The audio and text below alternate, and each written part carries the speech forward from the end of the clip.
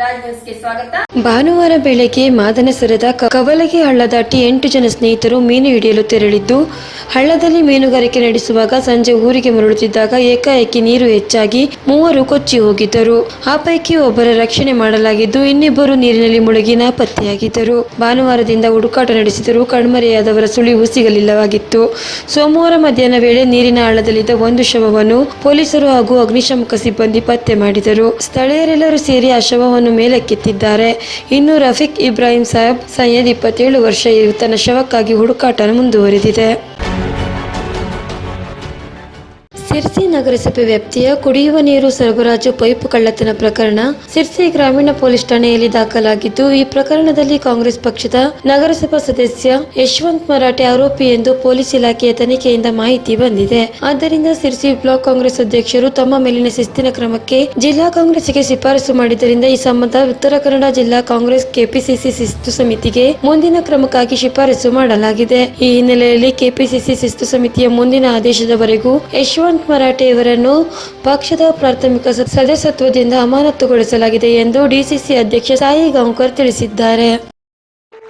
ಸಿರ್ಸಿ ತಾಲೂಕಾ ಕೌಮಾರ ಪಂಥ ಸಂಘ ಸಿರ್ಸಿ ಶೃಂಗೇರಿ ಶಾರದಾ ಪೀಠಾಧ್ಯಕ್ಷರಾದ ಶ್ರೀ ಶ್ರೀ ಭಾರತೀ ತೀರ್ಥ ಮಹಾಸ್ವಾಮಿಗಳವರ ಹಾಗೂ ಶ್ರೀ ಶ್ರೀ ವಿಧುಶೇಖರ ಭಾರತಿ ಮಹಾಸ್ವಾಮಿಗಳವರ ಸಂಪೂರ್ಣ ಅನುಗ್ರಹ ಆಶೀರ್ವಾದದಿಂದ ದಿನಾಂಕ 17/8/2025 ರವಿವಾರದಂದು ಸಿರ್ಸಿ ತಾಲೂಕಿನ ಸಿರ್ಸಿ ಯಲ್ಲಾಪುರ ರಸ್ತೆ ಗಾಣಿಗರ ಸಭಾಭವನದಲ್ಲಿ ಸಂಘದ 20ನೇ ವರ್ಷದ ವಾರ್ಷಿಕ ಸರ್ವಸಾಧಾರಣ ಸಭೆಯನ್ನು ಕರೆಯಲಾಗಿದ್ದು, ಅಂದು ಸಮಾಜದ ಅಭ್ಯುದಯಕ್ಕಾಗಿ ಸಾಮೂಹಿಕ ಶ್ರೀ ಸತ್ಯನಾರಾಯಣ ಪೂಜಾ ಕಾರ್ಯಕ್ರಮ ಕೂಡ ಹಮ್ಮಿಕೊಳ್ಳಲಾಗಿದೆ. ಹಾಗೂ SSLC, PUC ಮತ್ತು ಪದವಿ ಶಿಕ್ಷಣದಲ್ಲಿ ಅತಿ ಹೆಚ್ಚು ಅಂಕ ಗಳಿಸಿದ ಸಮಾಜದ ವಿದ್ಯಾರ್ಥಿಗಳಿಗೆ ಪ್ರತಿಭಾ ಪುರಸ್ಕಾರವನ್ನು ನೀಡಲು ನಿರ್ಧರಿಸಲಾಗಿದೆ. ಬೆಳಗ್ಗೆ 10 ಗಂಟೆಗೆ ಶ್ರೀ ಸತ್ಯನಾರಾಯಣ ಪೂಜೆ ಆರಂಭ, ನಂತರ ಅರಿಶಿಣ ಕುಂಕುಮ ಕಾರ್ಯಕ್ರಮ, ಮಧ್ಯಾಹ್ನ 12 ಗಂಟೆಗೆ ಸಭಾ ಕಾರ್ಯಕ್ರಮ ಹಾಗೂ 1 ಗಂಟೆಯ ನಂತರ ಅನ್ನ ಸಂತರ್ಪಣೆ ಕಾರ್ಯಕ್ರಮ ನಡೆಯಲಿದೆ.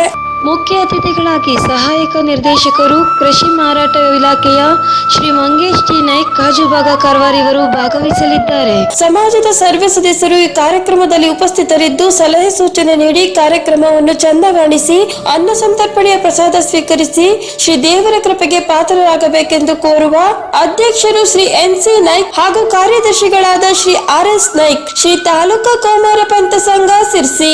ದಿವಂಗತ ಮಹಾದೇವ್ ಬಿ ನಾಯ್ಕ್ ಅವರ ಸ್ಮರಣಾರ್ಥ ಪ್ರತಿಭಾ ಪುರಸ್ಕಾರದ ಪ್ರಾಯೋಜಕರು ಡಿಶ್ ಕೇಬಲ್ ಮಾಲಕರಾದ ಶ್ರೀ ರಾಜೀವ್ ಮಹಾದೇವ್ ನಾಯ್ಕ್ ಅವರು ಭಾಗವಹಿಸಲಿದ್ದಾರೆ. ಈ ಕಾರ್ಯಕ್ರಮದಲ್ಲಿ DGS sound system Shri Darshan Naik, mobile number 9036740284 ಮತ್ತು MG ಡೆಕೋರೇಟರ್ಸ್ ಶ್ರೀ ಮಹೇಶ್ ಇವರಿಂದ ಆರ್ಕೆಸ್ಟ್ರಾ ಕಾರ್ಯಕ್ರಮ ನಡೆಯಲಿದೆ.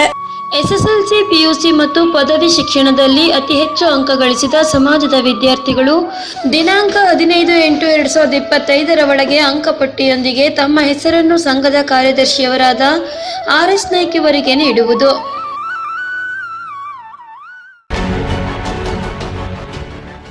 ಗ್ಯಾಸ್ ಸಿಲಿಂಡರ್ ಸಾಗಿಸುತ್ತಿದ್ದ ಬುಲೆರೋಗೆ ಹಿಂದಿನಿಂದ ಬೈಕ್ ಡಿಕ್ಕಿ ಹೊಡೆದು ಸವಾರ ಸಾವನ್ನಪ್ಪಿದ ಘಟನೆ ಯಲ್ಲಾಪುರ ತಾಲೂಕಿನ ಉಮ್ಮಚ್ಚಿಗೆಯ ಸುಂಕದಗುಂಡಿ ಕ್ರಾಸ್ ಬಳಿ ನಡೆದಿದೆ. ಉಮ್ಮಚ್ಚಿಗೆಯ ಚಿಕನ್ ಶಾಪ್ ಮಾಲೀಕ ಸತ್ಯನಾರಾಯಣ ಮಂಜುನಾಥ್ ನಾಯ್ಕ್ ಮೃತ ವ್ಯಕ್ತಿಯಾಗಿದ್ದಾನೆ.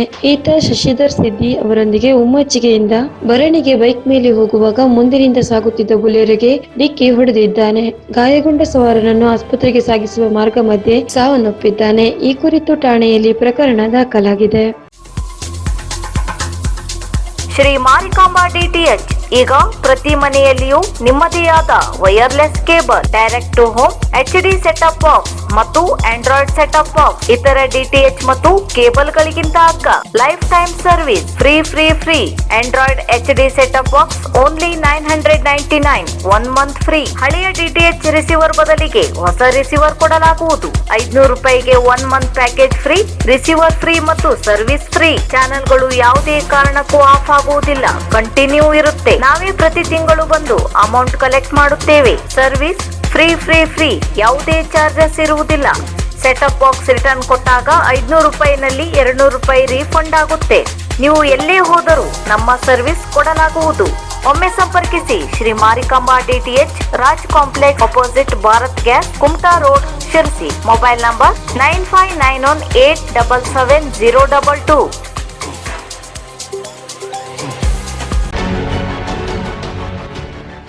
ನಗರಸಭೆಯಲ್ಲಿ ಸಾಮಾನ್ಯ ಸಭೆ ನಡೆದಿದ್ದು, ಈ ಸಭೆಯಲ್ಲಿ ನಗರಸಭೆ ಮಾಲೀಕತ್ವದ ಸರ್ವೆ ನಂಬರ್ 73ರ ಜಾಗದ ವಿಷಯ ಕೋಲಾಹಲಕ್ಕೆ ಕಾರಣವಾಗಿದೆ. ಈ ವಿಷಯಕ್ಕೆ ಸಂಬಂಧಪಟ್ಟಂತೆ ಪರಸ್ಪರರು ಕಾಲೆಳೆದುಕೊಂಡ ಘಟನೆ ನಗರಸಭೆಯಲ್ಲಿ ನಡೆದಿದೆ.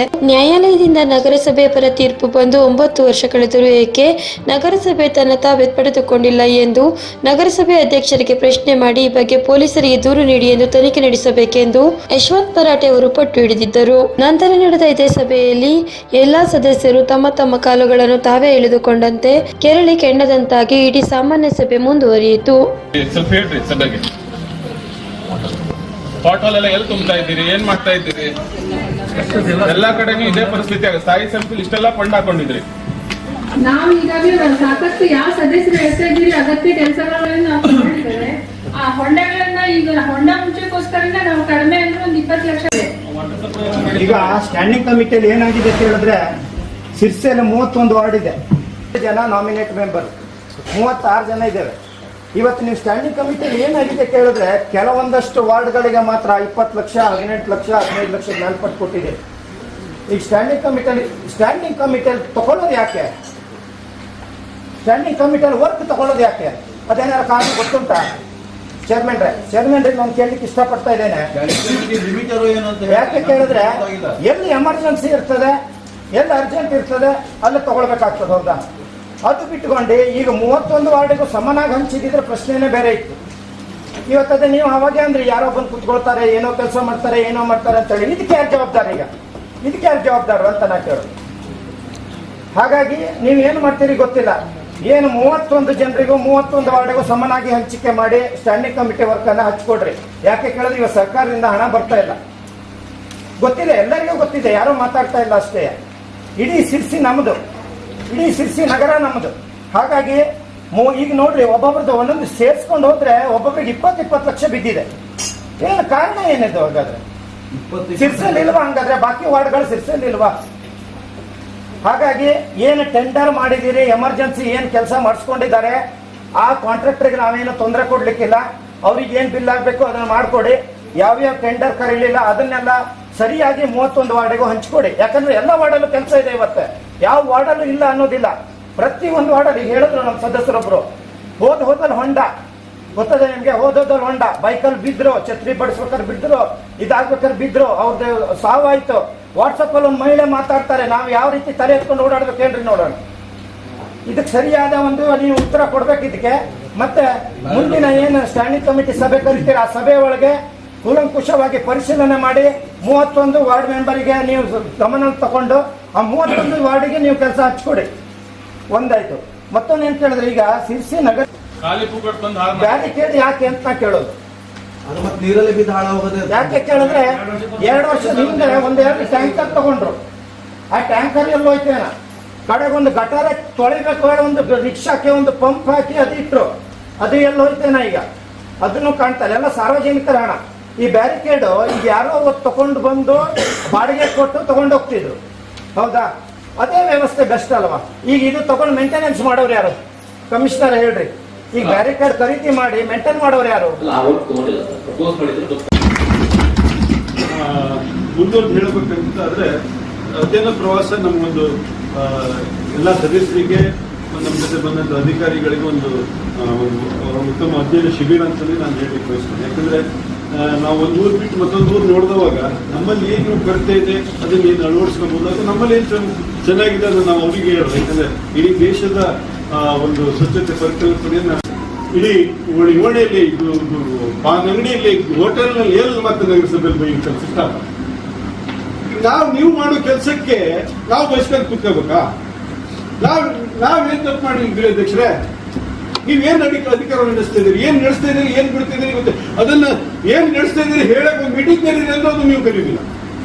ಅದ್ ಕಾರಣ ಏನನ್ನೋದು ಸ್ಪಷ್ಟಪಡಿಸ್ರಿ. ಯಾಕಾಗ ನೀವು ಆ ರೀತಿ ಮಾಡ್ತಾ ಇದ್ದೀರಿ? ಈಗ ಅದು ನಮ್ಗೆ ಏನಂತ ವಿಷಯ ಗೊತ್ತಿಲ್ಲ. ಸಾರ್ವಜನಿಕರು ಕೇಳಿದ್ರೆ ಅದು ಏನಾಗಿತ್ತು, ನೀವು ದುಡ್ಡು ತಗೊಂಡ್ರಂತಲ್ಲ, ಅಲ್ಲಿ ಬಿಲ್ಡಿಂಗ್ ಕಟ್ಟದಂತಲ್ಲ, ನಿಮ್ ಜಾಗ ಅಲ್ಲ ಅಂತಲ್ಲ, ಅವ್ರ ಪರವಾಗಿ ಆಗಿದೆ ಅಂತಲ್ಲ, ಅರೆ ನಾವು ವಿಷಯನೇ ಗೊತ್ತಿಲ್ಲ. ಹೇಳಿದ್ರೆ ಅಧಿಕಾರಿಗಳು ಇಲ್ರಿ ನಮ್ಮ ಪರವಾಗಿ ಆಗದೆ, ಅದು ಅವ್ನಿಗೆ ಬಿಡಿಸ್ಬೇಕು ಅಂತಾರೆ. ಅವ್ನು ನೋಡ್ರೆ ಲೋಕಾಯುಕ್ತ ದಾಳಿಯಾಗ ಕೂಡಲೇ ಪ್ರೆಸ್ ಮೀಟ್ ಮಾಡ್ತಾನೆ, ಯಾರು ರಮೇಶ್ ಹೆಗಡೆ ಅಂತ ಹೇಳಿ. ನನ್ನ ಪರವಾಗಿ ಆಗಿದ್ದ ಕೇಸು ನನ್ನನ್ನು ನಾವು ಒತ್ತಾಯಪೂರ್ವಕ ಬಿಡಿಸ್ಕೊಳ್ಳಿಕ್ಕೆ ಬಂದಿದ್ರು, ಅದಕ್ಕೆ ನಾನು ಅವ್ರಿಗೆ ರಿಪೋರ್ಟ್ ಬಿಡಿಸ್ತೇನೆ. ಹಾಗಾದ್ರೆ ಏನು ವಿಷಯ ಅನ್ನೋದನ್ನು ಸ್ಪಷ್ಟಪಡಿಸ್ತೇನೆ.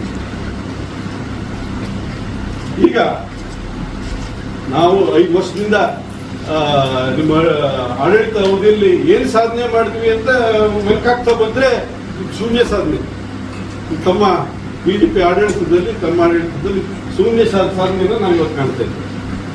ಎಲ್ಲಿ ಶೌಚಾಲಯಗಳು ನಿರ್ಮಾಣ ಮಾಡಿದ್ರಿ, ಅಭಿನಂದಿಸ್ತೀನಿ ನಿಮ್ಗೆ. ಆದ್ರೆ ಯಾವ ಶೌಚಾಲಯಕ್ಕೂ ಚಾವಿ ತೆಗೆಯುವಂತ ಕೆಲಸ ಮಾಡಲಿಲ್ಲ. 2 ವರ್ಷ 3 ವರ್ಷ ಶೌಚಾಲಯಗಳು ಇನ್ನೂ ಚಾವಿ ಹಾಕೊಂಡಿವೆ. ಅಂದ್ರೆ ಖಾಲಿ ಜಾಗ ಮಾಡ್ತಿದಾರ, ನೀವೇ ಮಾಡ್ರಿ.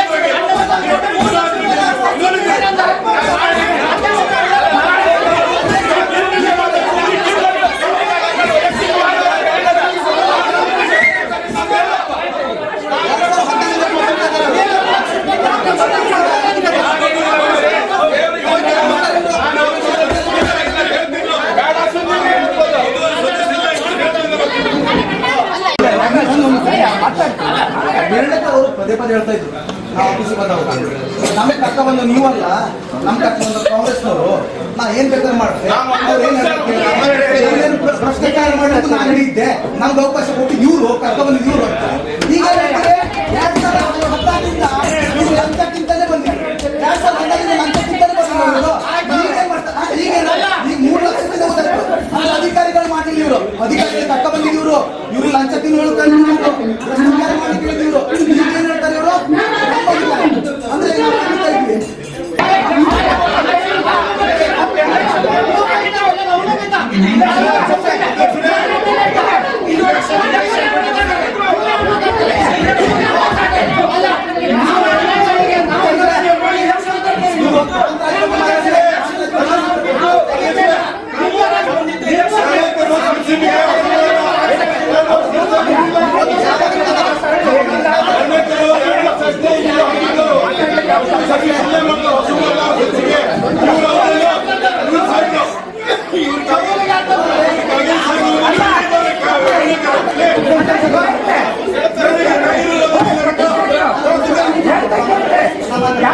ಬಿಜೆಪಿ ಹೋಗ್ತಾರೆ ಎಂದು ಹೇಳಿಲ್ಲ.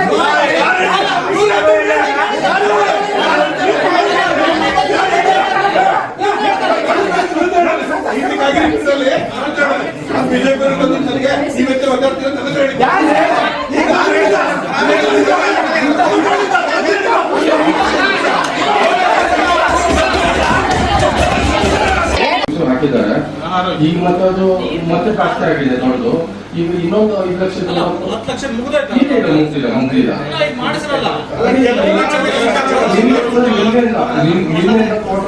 ಮತ್ತೆ ಸ್ಟಾರ್ಟ್ ಆಗಿದೆ.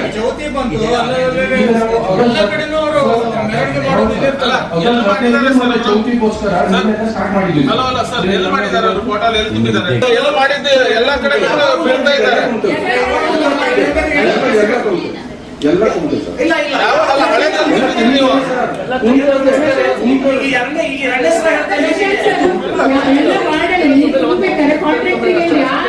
ಗಮನಕ್ಕೆ ತಂದ್ರು, ಅವ್ರು ಎಲ್ಲ ಹೇಳ್ತಾರೆ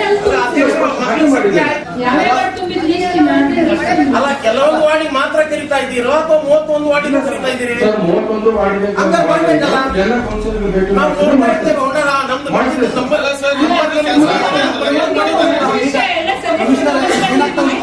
ಯಾವುದೇ ವಿಶೇಷ ಅನುದಾನ, ಯಾವುದೇ ಅನುದಾನ ಬರ್ತಿಲ್ಲ. ನಗರಸಭೆ ಇನ್ನೊಂದು ಇದರಲ್ಲಿ ನಾವು ಸರಿದೂಸ್ಕೊಂಡು ಹೋಗ್ಬೇಕು, ತಾವೆಲ್ಲ ಸಹಕಾರ ಕೊಡ್ಬೇಕು.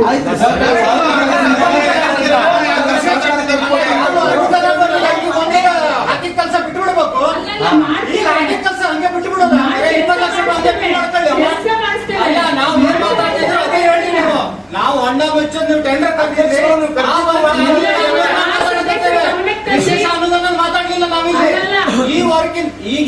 ಪಕ್ಷದ ಏನ್ ಕರ್ದಿದ್ರೆ ಕೆಲಸ ಗುಂಡಿ ಮುಚ್ಚಿ ಮಾತಾಡಕತ್ತೆ ನೀವು ಅದ್ರ ವಿಶೇಷ ಅನುದಾನ ಮಿಕ್ಸ್ ಮಾಡೋದು ಬೇಡ ಅದು ಕಡೆ ಮಾತಾಡುವ ವಿಶೇಷ ಅನುದಾನದ ಕಡೆ ಮಾತಾಡುವ ನೀವು ಎಷ್ಟು ಕಷ್ಟ ಮಾತಾಡಿ ಕಷ್ಟ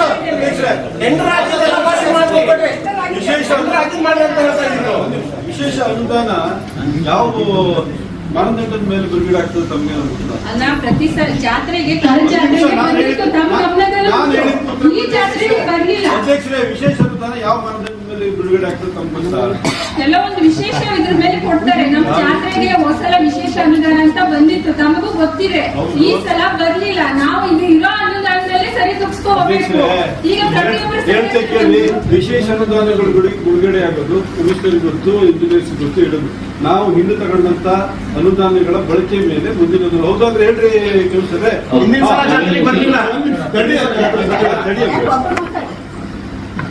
ನಿಮ್ಮಿನ ಬಳಕೆ ಕಾಂಟ್ರಾಕ್ಟರ್ ಬಂದಿಲ್ಲ ಅಂತೀರಿ, ಓಡೋದ ಅಂತೀರಿ, ನಮ್ಮ ಕೆಲಸ ನೀವೇ ಜವಾಬ್ದಾರಿ ಇದೆ.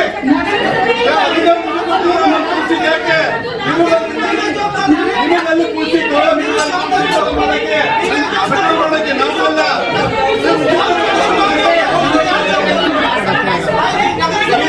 ನೀವು ಅಧಿಕಾರಿಗಳ ಪ್ರಯತ್ನ ಮಾಡಿ ಕೆಲಸ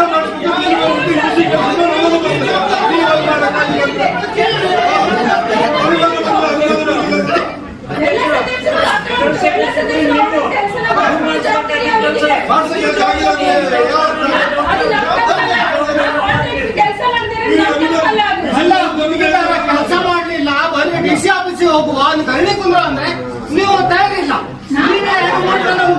ಮಾತಾಡ್ಕೊಂಡು ಬರ್ತೀವಿ. 31 ಜನ ಸದಸ್ಯರು ಸೇರಿ ಬರೀ ಹೋಗುವ ಅಂತೇಳಿ ಎಲ್ಲಿ ಕರ್ಕೊಂಡೋಗ್ರಿ? ನೀವು ಪ್ರಯತ್ನ ಇಬ್ಬರು 3 ಮಂದಿ ಅಲ್ಲ, ನಾವೇನಿದ್ವಿ 31 ಜನ ಸೇರ್ಬೇಡ ಡಿಸಿ ಆಫೀಸ್ ಇದ್ರಿ ದಳ್ಳಿ ಕುಂದ್ರವ ಅಂದಿದ್ವಿ. ನಗರ ತನ ಕೆಲಸ ಆಗ್ತಾ ಇಲ್ಲ. ದೂರದಲ್ಲ ಅವನು ಕೆಲಸ ಮಾಡ್ತಾ ಇಲ್ಲ. 31 ಜನ ಹೋಗ್ಕೊಂಡು ನಾವು ದಳ್ಳಿ ಕುಂದ್ರ ಅಂತ ಹೇಳಿದ್ದೇ ಇಲ್ಲ ಒಂದ್ ಮೀಟಿಂಗ್ ಗಳಲ್ಲಿ. ಯಾಕೆ ಹೋಗ್ಲಿಕ್ಕಿದ್ರು ನಿಮ್ಮ ಶಕ್ತಿನೂ ಮೀರ್ ನಾವು ಕೆಲಸ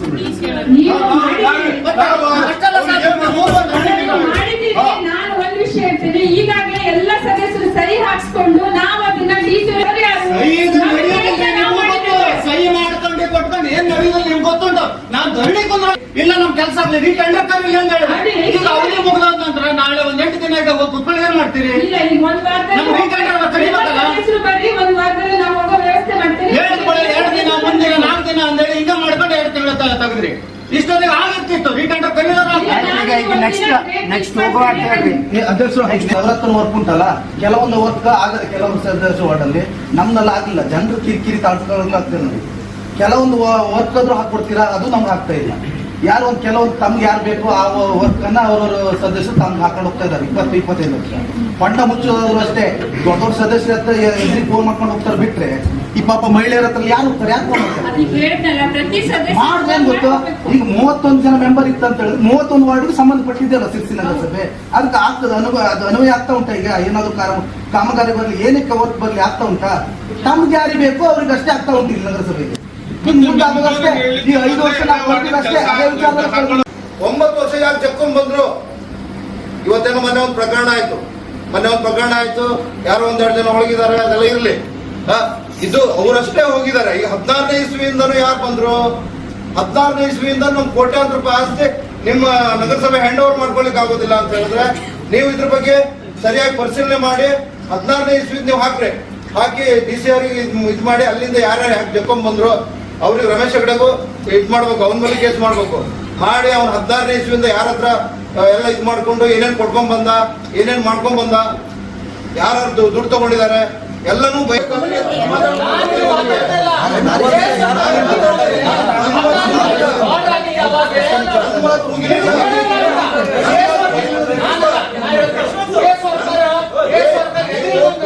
ಸದಸ್ಯರು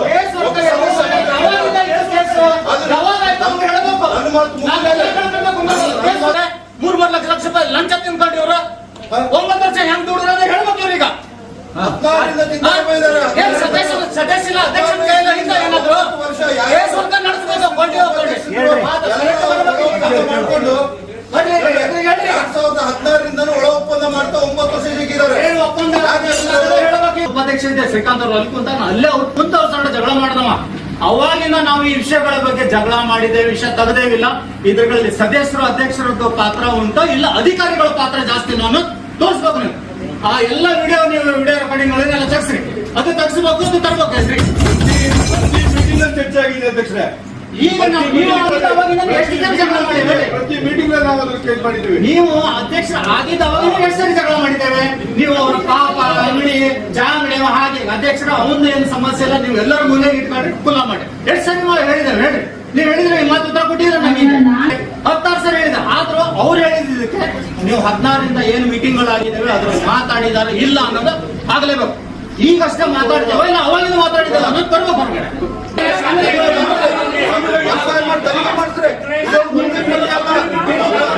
ಅಲ್ಲಿ ಹೋಗ್ಕೊಂಡು ನಮ್ ಚರಂಡಿ ಐತಿ, ಚರಂಡಿ ಮೇಲೆ ಬ್ಲಾಕ್ ಹಾಕಿ ಮುಚ್ಚಿ ಅನುಕೂಲ ಮಾಡಿಕೊಟ್ಟಿದ್ದಾರೆ, ರೋಡ್ ಮಾಡಿಕೊಟ್ಟಿದ್ದಾರೆ. ಅದು ನಮ್ದು ಕೆರೆ ಪಕ್ಕದ ಉಂಟು, ಕಟ್ಟಂಗ ಐತದು. ಒಬ್ಬರದ್ದು ಎಷ್ಟು ಇರ್ತದೆ ಕೆರೆ ಪಕ್ಕಕ್ಕೆ, ಹೆಂಗ್ ಕಟ್ಟ ಕೊಟ್ರಿ ಅದು? ಅವೆಲ್ಲ ತೆಗೀರಿ, ಒಂದೊಂದೇ ಎಲ್ಲನೂ ತೆಗೀರಿ. ನಾವು ಹೇಳ್ದಲ್ಲ ಅದನ್ನು ತೆಗೀರಿ, ಮಿಲ್ಲನಿಂದ ತೆಗಿ, 16 ಉಂಟು, ಎಲ್ಲನೂ ತೆಗೀರಿ. ಬಗ್ಗೆ ಏನು ನಮ್ಗೆ ಈ ಕೇಸಿನ ಒಂದು ಮುಚ್ಚಿ ಕ್ಲಿಯರ್ ಮಾಡಬೇಕು.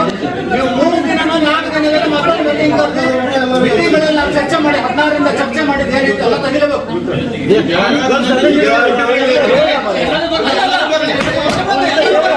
ಅನಧಿಕೃತ ಕಟ್ಟಡ ಒಂದಲ್ಲ 100 ಶಿಕ್ಷಣದಲ್ಲಿ ಈಗ ಆಯ್ತು ಅದಕ್ಕೆ ಸರ್ಕಾರದಲ್ಲಿ ಮೀಕಾತ ಮಾಡಿ ಮಾನ್ಯ ಮಾಡ್ತಾರೆ. ಇನ್ನೇನ್ ಮಾಡ್ತೀರಿ ಅದಕ್ಕೆ ಆಗ್ತದೇನ್ರಿ? ಮೀಕಾತ ಕೊಟ್ಮೇಲೆ ನೀವೇನು ಆಕ್ಷನ್ ತಗೊಳ್ಳಿಕ್ಕೆ ಬರ್ತದೇನ್ರಿ? ಮುಗಿತಲ್ಲ ಮತ್ತೆ ಎಲ್ಲ ರೀತಿಗಳಾಗೋದು. ಈಗ ಕಟ್ಟಡ ಆಯ್ತು, ಗೈಡ್ಲೈನ್ ಅದನ್ನು ಫಾಲೋ ಮಾಡ್ಬೇಕು. ಗೈಡ್ಲೈನ್ ಇಲ್ಲೇ ಪಕ್ಕದಲ್ಲಿ ಕೋಣೆಯಿಂದ ಕಾಣ್ತದೆ, ನಿಮ್ಗೆ ವಿಷಯ ಗೊತ್ತಿಲ್ಲ ಏನ್ ಹೇಳ್ತೀನಿ?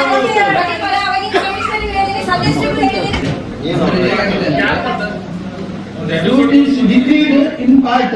The defendant is restrained by way of permanent injunction from interfering with the peaceful possession of the plaintiff over the suit property until he is evicted from the suit property with due process of law.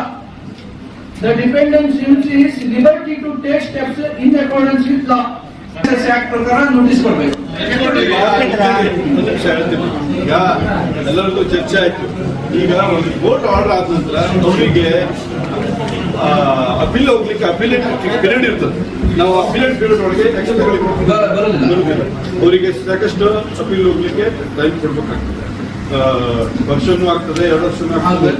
ಅದ್ರ ಮಧ್ಯೆ ನಾವು ಹೋದ್ರೆ ಸುಮ್ಮನೆ higher ಕೋರ್ಟ್ಗೆ ಹೋಗಿ stay ತಂದ್ಕೊಂಡು ಅದಕ್ಕೆಲ್ಲ ನಾವು ಹೆಮ್ಮೆಯಿಂದ ಹೇಳ್ತೀವಿ. ನಮ್ಮ APMC ತಾಪದಲ್ಲಿ ಇದ್ದಂತ 37 ಗುಂಟೆ ಜಾಗವನ್ನ ರಾಜಾರೋಷ್ ಹೊಡೆದು ಬೆಂಗಳೂರು ಕೇಸ್ಗಳನ್ನ ಮಹೇಂದ್ರ ಕುಮಾರ್ ಕಮಿಷನರ್, ನಾನು ಅಧ್ಯಕ್ಷ ಸದಸ್ಯರೆಲ್ಲ ಸೇರಿ 8 ಜನರ ಮೇಲೆ, ನಮ್ಮ ಡ್ರೈವರ್ ಇಂದ ಹಿಡಿದು 8 ಜನರ ಮೇಲೆ ಕೇಸ್ ಹಾಕ್ಸ್ಕೊಂಡು ಒಂದು 6 ತಿಂಗಳ ಕೋರ್ಟಿಗೂ ಹೋಗಿ ನಾವು ಅದನ್ನು ಬಿಡಿಸ್ಕೊಂಡಿದ್ದೀವಿ. ಅದರ ನಂತರ ಜೂ ಸರ್ಕಲ್ ಇರುವಂತ ಏನು ಈಗ ನಾವು ಫಸ್ಟ್ ಕಚೇರಿ ಕಟ್ಬೇಕಂತ ಅಲ್ಲಿ ವಿಚಾರ ಮಾಡಿದ್ವಲ್ಲ, ಅದು 10-12 ಗುಂಟೆ ಜಾಗ ಶ್ರೀಕಾಂತ್ ತಾಲಿಬಾನ್ ನಾವೆಲ್ಲ ಸೇರಿ ಅವಾಗ ಅದನ್ನು ಬಿಡಿಸ್ಕೊಂಡಿದ್ವಿ. ಅಂತಂತ ಜಾಗನ ನಾವು ಬಿಡಿಸ್ಕೊಂಡು ಹೆಮ್ಮೆ ನಮ್ಗಿದೆ. ನಮ್ಗೆ ಯಾರಲ್ಲಿ ನಮ್ಮ ಸಂಸ್ಥೆ ಜಾಗ ಇದೆ, ಇದನ್ನ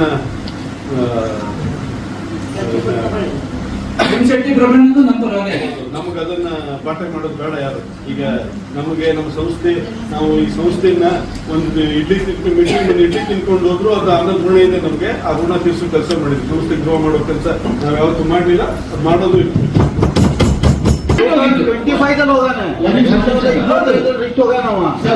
ಟೈಮು ಪಬ್ಲಿಕ್ ಪ್ರಿವೆನ್ಷನ್ ಆಕ್ಟ್ ಅಡಿಯಲ್ಲಿ ನೀವು ಎಕ್ಸ್ಟೆಂಡ್ ಮಾಡಿ ಪ್ರೊಸೀಡಿಂಗ್ಸ್ ಮಾಡಬಹುದು. 14 ನೋಟಿಸ್ ಕೊಡ್ ಹೋಗಿತ್ತಲ್ಲ. ಈಗ 2024 ರೂಪಾಯಿ, 23 ರೂಪಾಯಿ, 22 ರೂಪಾಯಿ ಇವರು ಒಂದು ಲೀಗಲ್ ಒಪಿನಿಯನ್ ತಗೊಳಕ್ಕೆ ಎಷ್ಟು ವರ್ಷ? 5 ವರ್ಷ ತಗೊಂಡು ನಾವೇನ್ ಮಾಡ್ಬೇಕು?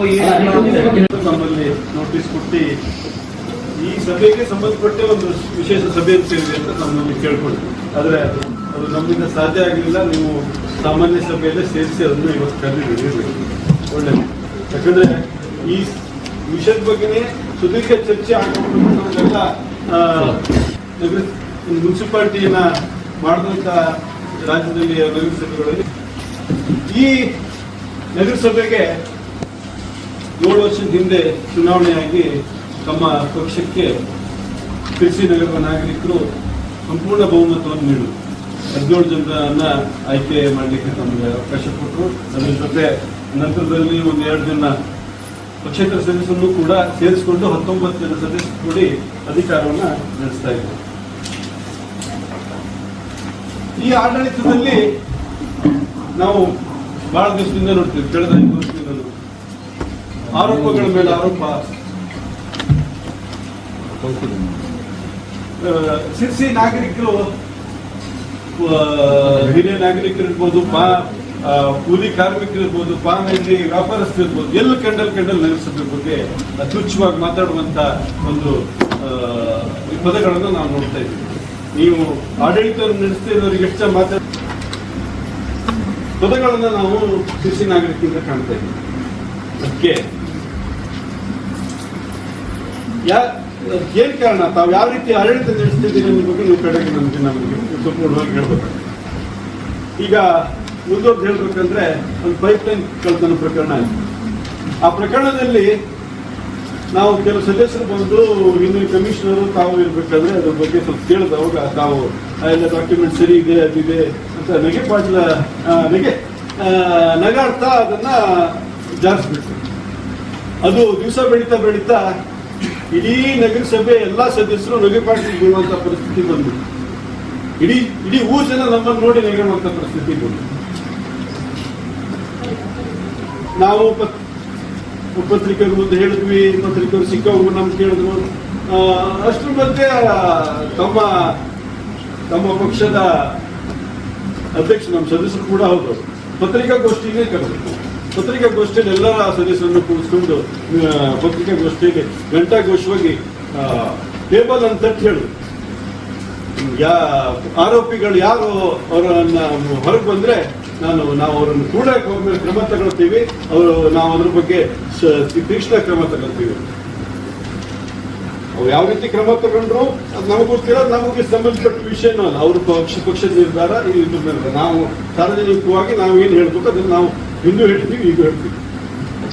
ಆದ್ರೆ ಅವರು ಬೇರೆ ನಿಮ್ಮ ಅಧ್ಯಕ್ಷರು ಬೇರೆಯವರಾದ್ರೆ ನಾನು ಈ ಸಂದರ್ಭದಲ್ಲಿ ಈ ವಿಷಯನ ಪ್ರಸ್ತಾಪ ಮಾಡಲಾಗಿತ್ತು. ಆದ್ರೆ ಅವರು ನಿಮ್ಮ ಅಧ್ಯಕ್ಷರು ಕೂಡ ಹೌದು, ನಮ್ಮ ಸದಸ್ಯರು ಕೂಡ ಹೌದು. ಈ ವಿಷಯದಲ್ಲಿ ಪತ್ರಿಕಾಗೋಷ್ಠಿ ಪೇಪರ್ನಲ್ಲಿ ಪೊಲೀಸ್ ವರಿಷ್ಠಾಧಿಕಾರಿಗಳ ಪ್ರೆಸ್ ಮೀಟ್ ನಲ್ಲಿ ವಿಷಯ ಬಂದ ನಂತರ 3 ದಿವಸದ ನಂತರ ಒಂದು ಪತ್ರಿಕಾ ಹೇಳಿಕೆಯನ್ನು ನೋಡಿದ್ವಿ, ಗೋಷ್ಠಿ ಅಲ್ಲ ಹೇಳಿಕೆ. ಕಾಂಗ್ರೆಸ್ ಅವರ ಕೈವಾಡ ಆಯ್ತು ಅಂತೇಳಿ ಕಾಂಗ್ರೆಸ್ನವರ ಷಡ್ಯಂತ್ರದಿಂದ ಈ ರೀತಿ ಹೆಸರನ್ನ ಹೇಳಿದ್ದಾರೆ. ಇಡೀ ಊರಿನ ನಾಗರಿಕಿಗೆ ಗೊತ್ತು, ಪೊಲೀಸರಿಗಿಂತ ಮೊದಲು ಸಾರ್ವಜನಿಕ ನಮ್ಮ ನಗರಸಭೆ ಸದಸ್ಯರಿಗಿಂತ ಮೊದಲು ಇಡೀ ಸಾರ್ವಜನಿಕರಿಗೆ ಗೊತ್ತು ಈ ಪ್ರಕರಣ ಏನು.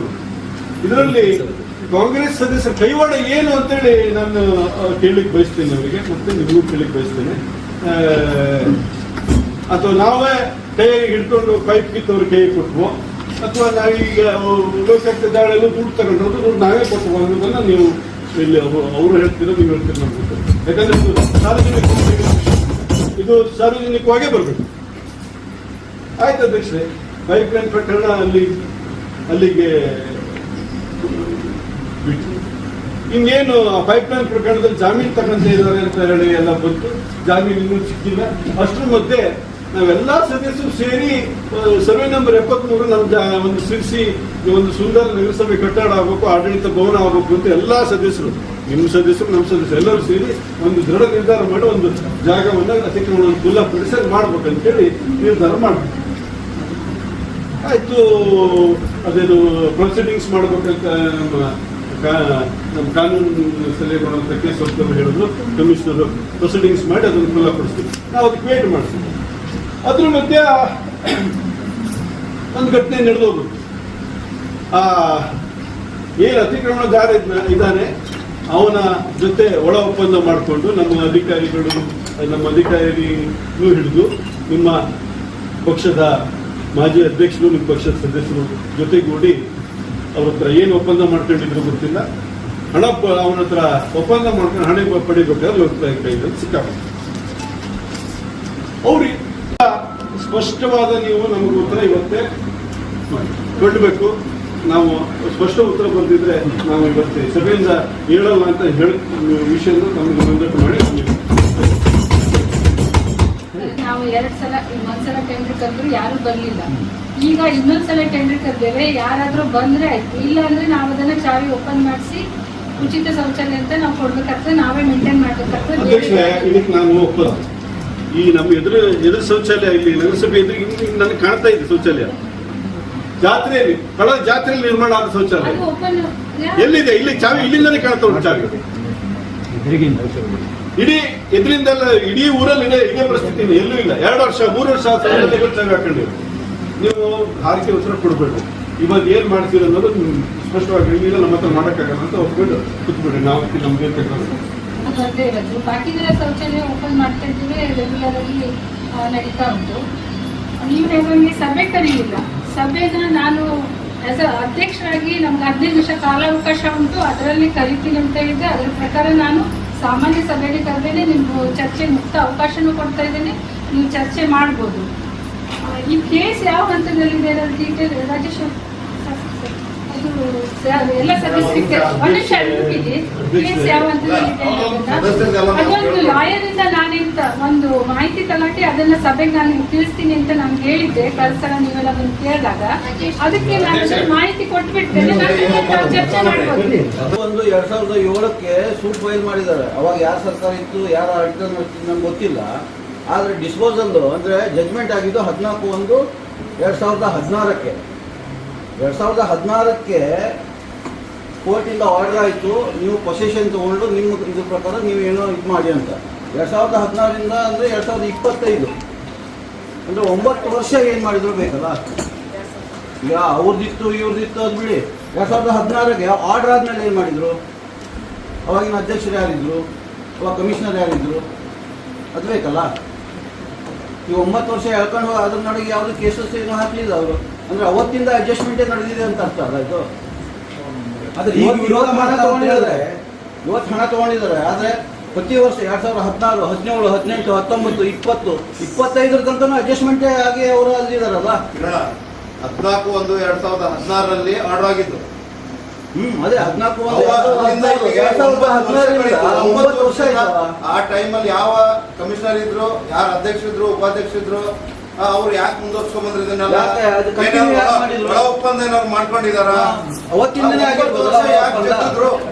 9 ವರ್ಷ ಜಕ್ಕೊಂಬಂದು ಇವತ್ತು ಈ ಸಬ್ಜೆಕ್ಟ್ ಬಗ್ಗೆ ಭಯ ಆಗ್ತೀರಿ. ನಮ್ಮ ಇದು ಮಧುಕರ್ ಬಿಲ್ ಅವ್ನು ಪ್ರತಿ ಬಾರಿ ಪ್ರತಿ ಮೀಟಿಂಗ್ ಹೇಳ್ತಿದ್ದ ಅದ್ರದ್ದು ಏನಾಯ್ತು ಅಂತ ಹೇಳಿ. ಅವನನ್ನ ಕಾಮಿಡಿ ಪೀಸ್ ಮಾಡ್ಕೊಂಡಿದ್ರಿ ಎಲ್ಲರೂ. ಅವ್ನು ಹೇಳ್ತಾನೆ ಕೇಳ್ತಾನೆ, ನೀವು ಮನ್ಸಿಗೆ ಬಂದಾಗ ನೀವು ಮಾಡ್ತೀರಿ. ಯಾರಾದ್ರೂ ಒಂದು ಮಾತಾಡ್ದವಾಗ ಅದನ್ನ ಯಾವ್ದಾದ್ರು ಒಂದು ಸಬ್ಜೆಕ್ಟ್ ಕ್ಲಿಯರ್ ಮಾಡಿದಿರಿ, ನೀವು ಮಾಡೋದಿಲ್ಲ. ಈ ಸಭೆಗೆ ನಾವು ಇಲ್ಲಿ ಬಂದು ಕುಂದ್ರಬೇಕು, ನೀವು ಕೊಟ್ಟಿದ್ದು ಇಡ್ಲಿ ವಡ ಚಾ ಕುಡಿಬೇಕು, ಹೋಗ್ಬೇಕು. ಅಲ್ಲಿಗೆ ನನ್ನ ಅವಧಿ 1 ತಿಂಗಳ 14 ದಿವಸ. ಆ ಜಜ್ಮೆಂಟ್ ನನ್ನ ಅವಧಿ ಮುಗಿದು ಪ್ರದೀಪ್ ಒಂದು ಕಾಲಾವಧಿ ಮುಗಿಯುವವರ ಜಜ್ಮೆಂಟ್ ಬಂತು. ಇದು ಇತಿಹಾಸ. ಅಧ್ಯಕ್ಷ ನೀವೇ ಸಾಕ್ಷಿ ಇದ್ದೀರಿ. ಈ ಜಜ್ಮೆಂಟ್ ಆದ ಮೊನ್ನೆ ನಾನು ನಿಮ್ಮ ಹತ್ರ ಬಂದೇನು ಹೇಳಿದೆ, ದೇವ್ರ ಸತ್ಯವಾಗಿ ಮಾತಾಡಿದೆ.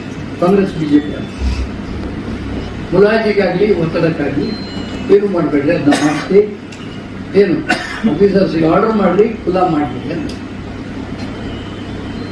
ನೀವು ಅಡ್ಡಿಲ್ಲ. ನೀವು ಕಮಿಷನರ್ ಇನ್ಚಾರ್ಜ್ ಇದ್ದೀರಿ, ನಿಮ್ಗೆ ಏನಂದ್ರೆ ನೆನಪೈತಿ ಅಥವಾ ನಾನು ನೆನಪು ಮಾಡಿ ಯಾವ್ದು ಒತ್ತಡಕ್ಕೆ ಒಳಗಾದ್ರೂ ಅದೇನೈತೆ ಅದು ಆಕ್ಷನ್ ತಗೊಳ್ಳಿ ಅಂತ ಹೇಳಿದ್ರು. ಆಕ್ಷನ್ ತಗೊಳ್ರಿ. ಬಂದು ನೋಡ್ರಿ, ನೀವು ಅರ್ಧ ನೆನಪಿಟ್ಕೊಂಡ್ರಿ. 30 ವರ್ಷದ ಹಿಂದೆ ಒಬ್ಬ ಕಮಿಷನರ್ ಇದರಲ್ಲಿ ಅದನ್ನ ಹೇಳಿದ್ರು, ಟ್ರ್ಯಾಪ್ ಆಗಿ ಮಾಡಬೇಡ್ರಿ, ಖುಲ್ಲಾ ಮಾಡ್ರಿ ಅಂತ ಅನ್ನಿಲ್ಲ. ಅದ್ರಲ್ಲಿ ಕಾಂಗ್ರೆಸ್ ಬಿಜೆಪಿ ಇಲ್ಲ. ನಗರಸಭೆ ಆಸ್ತಿ ನಗರಸಭೆ ಆಸ್ತಿ ಇರ್ತಾರೆ. ಪ್ರದೀಪ್ ಶೆಟ್ಟರ್ ನನ್ನ ಹತ್ರ ಮಾತಾಡಬೇಕು, ಆಫೀಸ್ ಕಟ್ಟಡ ಕಟ್ಟಲಿಕ್ಕೆ ಬೇಕು. ನಾವು ಅವ್ರಿಗೆ ಹೇಳಿದ್ರು, ಎಲ್ಲರೂ ಸೇರಿ ಹೋರಾಟ ಮಾಡೋದು ಆಗ್ತದಪ್ಪ. ಮತ್ತೇನಾದ್ರು ದುಡ್ಡು ಇರ್ತಿದ್ರೆ ಏನಾದ್ರು ನಾವೇನ್ ಮಾಡೋದು, ನಾವು ಅಧಿಕಾರದಿಲ್ಲ, ಸಲಹೆ ಕೊಡ್ಬೋದಷ್ಟೇ. ಏನ್ ಬರೀ ಹೌದಲ್ಲ ಕಮಿಷನರ್, ನಿಮಗೆ ಹೇಳಿದೆ, ಇತಿಹಾಸ ಹೇಳಿದೆ ಎಲ್ಲ. ಹರೀಶ್ ನಿಮ್ಮ ಹತ್ರ ಏನಂದೆ, ನಾನು ನಿಮ್ಗೆ ಸಂಬಂಧ ಇಲ್ಲ ಅಧ್ಯಕ್ಷನು ಆದ್ರೂ ಏನಂತ ಹೇಳಿ. ಮತ್ತು ಸ್ವಾಭಾವಿಕ ದಿವಸ 108 ಕೆಲಸ ಮಾಡೋಣ, ನಿಮ್ಮ ಮರ್ಯಾದೆ ಸಹಜ. ಯಾರು ಏನೂ ಮಾಡಬೇಡ್ರಪ್ಪ, ಅದು ನಮ್ಮ ಆಸ್ತಿ, ನಮ್ಗೆ ಗೊತ್ತಿರೋ ವಿಷಯ. ನಾನು ಕ್ರಿಕೆಟ್ ಆಡ್ತಿದ್ದೆ, ನನಗೆ ಹೌದಲ್ಲ ಹರೀಶ, ನಮ್ಮ ಕ್ರಿಕೆಟ್ ಗ್ರೌಂಡ್ ಆಗಿತ್ತು. ಇಲ್ಲಿ ಯಾವ ಪಕ್ಷ ಅನ್ನೋದಲ್ಲ, ಯಶವಂತ ಮರಾಠೆ ಅವರು ಹೇಳಿದ್ರು ಕರೆಕ್ಟ್ ಅದ, ಅವ್ರು ಹೇಳಿದ್ರು. ಬಟ್ ಅವರು ಆ ಫೈಲ್ ತರಿಸಿ ಕೇಸಲ್ಲಿ ಕೇಳಿ ಹೇಳಿದ್ರು. ಪೂರ ತಿಳುವಳಿಕೆ ಇಲ್ಲ ಅವ್ರಿಗೆ. ಅವ್ರು ಯಾರು ಹೇಳ್ಬಿಟ್ಟಿದ್ದಾರೆ ಜಡ್ಜ್ಮೆಂಟ್ ಆಗಿತ್ತು. ಜಡ್ಜ್ಮೆಂಟ್ ಅಲ್ಲ, judgment in part, in part ಅಂತ ಒಂದು. ಎರಡನೇದು, ಇಲ್ಲಿ ಯಾರು ಸರ್ಟಿಫಿಕೇಟ್ ಕೊಡೋದು ಅವಶ್ಯಕತೆ ಇಲ್ಲ. ಈಗ ನಾ ಬಂದಿಲ್ಲಿ ಮಾತಾಡ್ತಾ ನಂಗೆ ಸರ್ಟಿಫಿಕೇಟ್ ಸಿಗ್ತೈತೆ ಅಂತಲ್ಲ, ದೇವ್ರ ಮೆಚ್ಚಂತ ಕೆಲಸ ಮಾಡಬೇಕು. ಸ್ಥಾನಮಾನಕ್ಕೆ ನಾವು ಬಂದಿದ್ದಿದ್ರೆ ಈ ಸಂಸ್ಥೆಯಿಂದ ಬಂದೇವೆ, ಈ ಸಂಸ್ಥೆಯ ಹಿತಾಸಕ್ತಿಗೆ ನಾವು ವಿರುದ್ಧ ಕೆಲಸ ಮಾಡಬಾರ್ದು ಅನ್ನೋದು ಎಲ್ಲರ ತಲೆಯಲ್ಲಿ ಇರಬೇಕು. ಅವಾಗ ಮಾಡ್ಲಿಕ್ಕೆ ನೋಡ್ರಿ, ಬೆಣ್ಣೆಕರ್ಲಿ ಒಂದ್ ದಿವ್ಸ ಮುಂಚೆ ನಾನು ಹೇಳೋಗಿದ್ದೇನೆ, ಏನ್ ಪವಾರ ಫೈಲ್ ತರಿಸಿದ್ದೇ ಇಲ್ಲ, ಬೆಳಕರ್ ಮುಂದೆ ನಿಂತ್ಕೊಂಡಿದ್ದೇ ಇಲ್ಲ. ಅದ್ರಲ್ಲಿ ಏನ್ ಡಿಸ್ಕಷನ್ ಆಯ್ತು? ತಪ್ಪಿದ್ದೀರಿ, ಈಗಾದ್ರೂ ಮುಚ್ಕೊಂಡ್ಬಿಡ್ಬೇಡ್ರಿ, ಅವ್ರಿಗೆ ಮತ್ತೆ ಸ್ಟೇಜ್ ಸಿಗದೆ ಇರುತ್ತೆ, ಟೈಮಿಗೆ ನೀವು ಕೆಲಸ ಮಾಡಲಿಲ್ಲ ಅಂದೆ. ಹೌದಲ್ಲ? ಬೆಣ್ಣೆಕರ್ಗೆ ಏನಂದೆ, ನೀತಿಯಲ್ಲಿ ನಾವು ವಿಡಿಯೋ ರೆಕಾರ್ಡಿಂಗ್ ಮಾಡಲಿಲ್ಲ, ನನ್ನ ಮೆಮೊರಿ ಏನಂದ್ರೆ ಕೇಳಿದ್ರೆ ಇದರಲ್ಲಿ ಏನೂ ಮತ್ತೆ ಆಟ ಆಡ್ಲಿಕ್ಕೆ ಹೋಗ್ಬೇಡ್ರಿ. ಏನು ಯಾರ್ಯಾರ ತಲೆಯಲ್ಲಿ ಏನೇನು ಇರ್ತೈತಿ ಹೇಳಕ್ ಬರುದಿಲ್ಲ. ಹಾಗಾಗಿ ನೀವು ಯಾರು ಆಟ ಆಡ್ಬೇಡ್ರಿ, ಜಾಗ ಕಬ್ಜಾ ತಗೊಳ್ಳಿಕ್ಕೆ ಏನ್ ಬೇಕು ಅದು ಮಾಡಿ, ಒಂದ್ಸಲ ಸಪೋರ್ಟ್ ಮಾಡ್ತೀವಿ. ಅವಾಗ ಯಾವ ದೇವರ ಆಣೆ ಹಾಕಿ ಹೇಳೋದು ಹೇಳಕ್ಕಂದ್ರು ನನ್ನ ಎದುರಿಗೆ ಇಲ್ಲ ಸರ್, ನನಗೆ ಬೇಕು ಕೊಟ್ಟಿದ್ರೆ ನಾನು 3 ದಿವಸದಲ್ಲಿ ಕುಲ ಮಾಡ್ತೋ. ನಾನು ಹೇಳೋದು ಬಂದು ನಂಬತ್ತಪ್ಪ, ಆಯ್ತಪ್ಪ ನೀವು ಪರ್ಮಿಷನ್ ಕೊಡ್ಬೇಕು, ಯಾರ್ಯಾರ ಹತ್ರ ಹೇಳ್ಬೇಕು, ಅಧ್ಯಕ್ಷರ ಹತ್ರ ಹೇಳ್ಬೇಕು, ಉಪಾಧ್ಯಕ್ಷರ ಹತ್ರ ಹೇಳ್ಬೇಕು, ಬೇರೆ ಹತ್ರ ಹೇಳ್ಬೇಕು, ಕಮಿಷನರ್ ಹೇಳ್ಬೇಕು, ಯಾರಿಗೆ ಹೇಳ್ಬೇಕು, ನಾನು ಹೇಳೋ ಅಷ್ಟೇ. ಕೆಲಸ ಮಾಡ್ತೀನಿ, ಮ್ಯಾನೇಜ್ ಮಾಡ್ತೀನಿ. ಒಂದು ದೇವ್ರ ಹಣೆ ಹಾಕಿದ್ರು ನನ್ನ ಬಾಯಿ ಹೇಳೋದು ಪರಿಹಾರ, ಒಂದು ಪಾಪ ತಿಂದು ಪರಿಹಾರ. 100 ಫುಟ್ ಅಂಗಡಿ ಕಟ್ಕೊಂಡು ಬರೀ 10 ಫುಟಿಂದ 20 ಫುಟಿಂದ ಅವರಿಗೆ ತೆರಿಗೆ ತುಂಬ್ತಾ ಇದ್ದಾರೆ. ಅದು ನಿಮ್ಗೆ ಹೇಳಿ ಕಟ್ಟಿ ನಾನು 2 ತಿಂಗಳು ಅದು ಯಾಕೆ ಮಾಡಬಾರದು ಅನ್ನೋದು, ಯಾಕಂದ್ರೆ ಸಾಕಷ್ಟು ನಮ್ಗೆ ಇಲ್ಲಿ ಖರ್ಚು ವೆಚ್ಚದಲ್ಲಿ ಅಥವಾ ಕಾಮಗಾರಿಗೆ ದುಡ್ಡಿಲ್ಲ ಇಲ್ಲಿ, ಅದು ಮಾಡ್ರಿ. ಯಾಕೆ ಮಾಡ್ತಾ ಇಲ್ಲ ಅನ್ನೋದು ಈಗ ಬೇಕಾದಂತ ಬಂದಾಯ್ತು. ಈಗ ಕಳಿಸ್ರಿ, ಮಾಡ್ರಿ, ಅಳತಿ ಮಾಡ್ರಿ, 100 ಅಂಗಡಿ ಅಳತಿ ಮಾಡ್ರಿ, ಅವ್ರು ಏನ್ ತೆರಿಗೆ ತುಂಬ್ತಾ ಇದ್ದಾರೆ, ಮುಂದೆ ಏನ್ ಬರ್ತೈತೆ ಅನ್ನೋದು ಮಾಡ್ರಿ, ನೋಡೋಣ. ನಾನು ನಿಮ್ಗೆ 10 ಸಲ ಹೇಳೇನೆ, ಇದು ಮಾತು ಹೇಳಿ ನಾನು. ಈ ಖಾತೆ ಬಂದಾಗ್ಲಿ ಇದಾಗ್ಲಿ, ಇದು ಆಗ್ಬೇಕಂದ್ರೆ ಇದು ಆಗ್ಲೇಬೇಕು. ಯಾಕಂತ ಹೇಳಿದ್ರೆ ಬಹಳಷ್ಟು ಜನ ಕಟ್ಕೊಂಡು ಮಾಡ್ತಾ ಇಲ್ಲ. ನಗರಸಭೆಗೆ ಒಂದು ಆದಾಯ ಅಂತ ಅದು ಆದ್ರೆ ನಗರಸಭೆ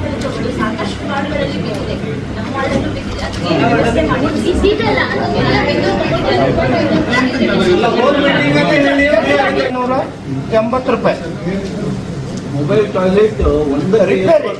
ಅದು ಯಾವ ತರ ರಿಪೇರಿ ಹಂಗಾದ್ರೆ? 2,40,980 ಮೊಬೈಲ್ ಟಾಯ್ಲೆಟ್ ರಿಪೇರಿ.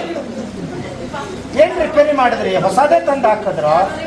ಅದಕ್ಕೇನಂತ ಒಂದು ಸ್ವಲ್ಪ ಬೇಕಲ್ಲ. ಈಗ ಇನ್ನೊಂದು ಶಿವರಾಜ್ ಅವರು ಹೋಗ್ಬೇಕಾದ್ರೆ ನಾವು ಅದನ್ನೇ ತಗೊಂಡು 5-6 ಲಕ್ಷ ಖರ್ಚು ಮಾಡೋದು, ಹೋಗಿ ಹಾಳಾಕಿಡೋದು. ಯಾವ್ದು ಚೆಸ್ಟ್ ಟ್ಯಾಂಕಿಂದ ಒಂದು ಅದು ಆ ಗಾಡಿ ಏನಾಯ್ತು, ಹಳೆ ಗಾಡಿ ಬಸ್ ಅಂತ ತಗೊಂಡ 1 ಲಕ್ಷ ಚಿಲ್ಲರಿ ಕೊಟ್ರೆ ಒಂದೊಂದು ಮೊಬೈಲ್ ಟಾಯ್ಲೆಟ್ ಬರ್ತದೆ. ಅದು 5 ಲಕ್ಷ ರೂಪಾಯಿ ಬಡ್ದಿಗೆ ಎಷ್ಟಾಗ್ತದೆ? ಅದರಲ್ಲಿ ಒಂದು 4 ಕನೆ ಆಗ್ಬೋದು. ಅದೇ ನೀವು ಹೊಸ ತಂದ್ರೆ 1 ಲಕ್ಷ ಚಿಲ್ಲರಿ ಒಂದೊಂದು ಉಂಟು. ಹೊಸ ಬರ್ತಿತ್ತಲ್ಲ, ಆಲ್ರೆಡಿ ಪರ್ಚೇಸ್ ಮಾಡ್ಬಿಟ್ಟಿದೆ ಸರ್, ಮತ್ತೆ ವಾಪಸ್ ಕೊಡ್ಲಿಕ್ಕೆ ಆಗ್ತಾ ಇಲ್ಲ. ಸುಮ್ಮನೆ 5 ಲಕ್ಷ, ಈಗ ಮತ್ತೆ 10 ಲಕ್ಷ ಸುಮ್ಮನೆ ದುರ್ಬಳಕೆ ಆಗ್ತಾ ಉಂಟು, ಕಳಪೆ ಕಾಮಗಾರಿ ಆಗ್ತಾ ಉಂಟು. ಯಾವ್ದಾದ್ರು ನಗರಸಭೆಯಿಂದ ಒಳ್ಳೆ ಕೆಲಸ ಆಗ್ತಾ ಉಂಟಾ? ಸಿರ್ಸಿ ಜನರ ಎದುರಿಗೆ ನಾವು ತಿರುಗಾಡಕ್ ಆಗ್ತಾ ಇಲ್ಲ, ಎಲ್ಲೂ ಹೋಗ್ತಾ ಇಲ್ಲ. ಸ್ಕೂಲಿಗೆ ಹೋದ್ರು ಮರ್ಯಾದೆ ಕದ್ದು ಮುಚ್ಚಿ ಹೋಗ್ಬೇಕು. ಎಲ್ಲನೂ ಯಾವುದೇ ಕಾಮಗಾರಿ ಮಾಡ್ಲಿ ಏನೇ ಮಾಡೋದು ಆಡಳಿತ ಪಕ್ಷ ಇಲ್ಲಿ ಇದು ಅಂತಾರೆ ಎಲ್ಲ ಒಂದೇ ಇಲ್ಲಿ ಎಲ್ಲ ಒಂದೇ ನಗರಸಭೆ ಒಳಗೆ ಗೌರ್ಮೆಂಟ್ ಹಾಸ್ಪಿಟಲ್ ಆಗಲಿ ಯಾವ ಕಂಪ್ಲೇಂಟ್ ಇರ್ತದೆ ಅದೆಲ್ಲ ಕ್ಲೀನ್ ಮಾಡಿ ಕಳಿಸ್ತಾ ಇದ್ದೀವಿ. ಅಂದ್ರೆ ಒಂದ್ ದಿನಕ್ಕೆ ಒಂದು ಟ್ರಿಪ್ಪರ್ ಹೋಗುತ್ತಾ? ಇದಕ್ಕೆ ಒಂದು ಟ್ರಿಪ್ ಅಂತ ವಾರದಲ್ಲಿ ಒಂದು 2-3 ಸಾರ್ವಜನಿಕ ಅಲ್ಲ, ಇಲ್ಲಿ ಒಂದು ನಿಮಿಷ. ಈಗ ಇಲ್ಲಿ ಲೋಕಲ್ ಪ್ರೈವೇಟ್ ಗಾಡಿಯವರು ಹೊಡಿತಿದ್ದಾರೆ, ಒಂದ್ ದಿನಕ್ಕೆ 10 ಟ್ರಿಪ್ 12 ಟ್ರಿಪ್ ಹೊಡಿತಾರೆ. 2,500 3,000 4,000 ತಗೊಳ್ತಾರೆ. ನಮ್ಮ ನಗರಸಭೆ ಗಾಡಿ ಇಟ್ಕೊಂಡು ಪ್ರೈವೇಟ್ ದಿನಕ್ಕೆ 10 ಟ್ರಿಪ್ ಹೊಡಿತಾರೆ, ನೀವು ತಿಂಗಳಿಗೆ 4 ಟ್ರಿಪ್ ಹೊಡಿತಾರೆ ಅಂತ ಹೇಳ್ತೀರಲ್ಲ, ಯಾಕೆ ಇಡ್ಬೇಕು? ಅವ್ರು ಪ್ರೈವೇಟ್ನವರು 12 ಟ್ರಿಪ್ 10 ಟ್ರಿಪ್ ಡೈಲಿ ಹೊಡಿತಾರೆ. ನೀವು ಲಕ್ಷ ಗಟ್ಟಲೆ ಖರ್ಚು ಮಾಡಿ ತಗೊಂಡ್ಬರ್ತೀರಿ, ತಗೊಂಡ್ಬಂದು ಮೂಲೆಗೆ ಇಡ್ತೀರಿ, ಆ ಪ್ರೈವೇಟ್ನವ್ರಿಗೆ ಹೊಡಿಲಿಕ್ಕೆ ಕೊಡ್ತೀರಿ, ಅದನ್ನೆಲ್ಲ ಖಾಲಿಯಲ್ಲಿ ಮಾಡ್ತಾರೆ, ನಮ್ ಡಬ್ಬ ಎಡಲ್ಲೇ ಮಾಡ್ತಾರೆ. ಅದಕ್ಕೆ ಎಲ್ಲರೂ ದುಡ್ಡು ಕಟ್ತಾ ಇದಾರಾ?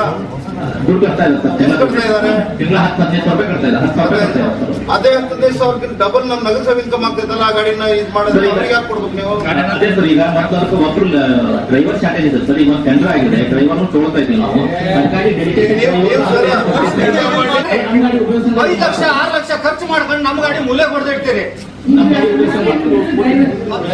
ಅಲ್ಲಿ ಕೋಟಿ ಗಟ್ಟಲೆ ಖರ್ಚು ಮಾಡಿ ಖರ್ಚು ಮಾಡೋದು ನಾವು. ಯಾವಾಗಿಂದ ತಗೊಳ್ತೀರಿ ಇದು? ಯಾವಾಗಿಂದ ತಗೊಳ್ತೀರಿ? ಕೋಟಿ ಗಟ್ಟಲೆ ದುಡ್ಡು ಹಾಕೋದು ನಾವು ನಗರಸಭೆಯಿಂದ ಯಾರಿಗೆ ಅನುಕೂಲ ಮಾಡಿಕೊಡೋದು ಮಾಡಿದ್ದು? ಇನ್ನು ನಾನು ನಿಲ್ಸಿದ್ದ ಗಾಡಿ ಯಾವಾಗ ಅಲ್ಲಿ ಎಲ್ಲ ಕೊಳತು ವಾಸನೆ ಬಿದ್ದು ರೋಗಡೆ ಮಾಡಿಟ್ಟಿರ ನೀವು.